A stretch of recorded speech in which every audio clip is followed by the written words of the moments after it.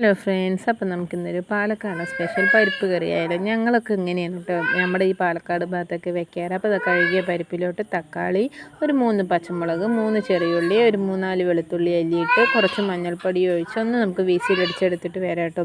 അപ്പോഴത്തേനും ഞാൻ എന്താ വേഗം കഷ്ണങ്ങളൊക്കെ ഒന്ന് നുറുക്കിയെടുക്കട്ടെ കേട്ടോ. നമ്മളിവിടെ കുമ്പളങ്ങയും മുരിങ്ങക്കായും ആണ് കേട്ടോ എടുത്തിരിക്കുന്നത്.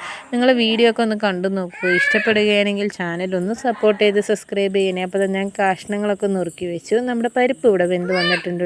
വെന്ത പരിപ്പിലോട്ട് നമ്മുടെ കഴുകി വെച്ച കഷ്ണങ്ങളൊക്കെ ഇട്ട് കൊടുത്ത് കുറച്ച് മുളക് പൊടിയും പാകത്തിന് ഉപ്പും ചേർത്ത് കൊടുക്കണം കേട്ടോ. മഞ്ഞൾപ്പൊടി നമ്മൾ ഓൾറെഡി ചേർത്തിട്ടുള്ളതാണല്ലോ. എന്നിട്ട് കുറച്ച് വെള്ളം ഒഴിച്ച് കൊടുത്ത് നന്നായി ഒന്ന് മിക്സ് ചെയ്ത് കൊടുത്ത് നമ്മളൊന്ന് വേവിച്ചെടുക്കണം കേട്ടോ. അപ്പോഴത്തെ തേങ്ങയൊന്ന് നമുക്ക് അരച്ചെടുത്തിട്ട് വരട്ടെ. തേങ്ങ അരച്ച് വരുന്ന സമയം കൊണ്ട് നമ്മുടെ കറിയൊക്കെ ഇവിടെ റെഡി ആയിട്ടുണ്ട്. അതായത് കഷ്ണങ്ങളൊക്കെ വെന്തിട്ടുണ്ട്. അപ്പോൾ നമ്മളിനി തേങ്ങ അരപ്പ് അതിലോട്ട് ഒഴിച്ച് കൊടുത്ത് നന്നായി ഒന്ന് ഇളക്കി മിക്സ് ചെയ്ത് കൊടുക്കണം കേട്ടോ. കുറച്ച് വെള്ളവും കൂടി ഒഴിച്ച് കൊടുക്കുക. തിളച്ച് വരുന്ന സമയത്ത് നമ്മളിതിലോട്ട് കടുക് പൊട്ടിച്ച് താളിക്കണം കേട്ടോ. കടുകും കറിവേപ്പിലയൊക്കെ ഉണ്ടെങ്കിൽ ഉത്തമമായി. എൻ്റെ കയ്യിൽ കറിവേപ്പിലയൊന്നുമില്ല, അപ്പോൾ ഞാൻ കടുക് മാത്രമേ ഇടണുള്ളൂ കേട്ടോ. അപ്പോൾ ഞാൻ പാനിൽ വെച്ച് കടുകൊക്കെ ഒന്ന് വേഗം പൊട്ടിച്ചെടുത്ത് താളിച്ച് വരട്ടെ കേട്ടോ. ഞാൻ 2 അല്ലി വെളുത്തുള്ളി കൂടി ആഡ് ചെയ്യേണ്ടി ഒന്ന് താളിക്കുമ്പോൾ നല്ല പ്രത്യേക മണമാണ് കേട്ടോ. നിങ്ങൾ ആരെങ്കിലും പരിപ്പ് കറിയൊക്കെ താളിക്കുന്ന സമയത്ത് വെളുത്തുള്ളി ഇടണമെങ്കിൽ ഒന്ന് താഴെ വന്ന് കമൻറ്റ് ചെയ്യൂ കേട്ടോ.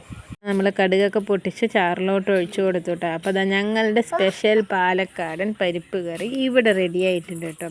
അപ്പോൾ വീഡിയോ കണ്ട് ഇഷ്ടപ്പെടുകയാണെങ്കിൽ ചാനലൊന്ന് സപ്പോർട്ട് ചെയ്യണേ.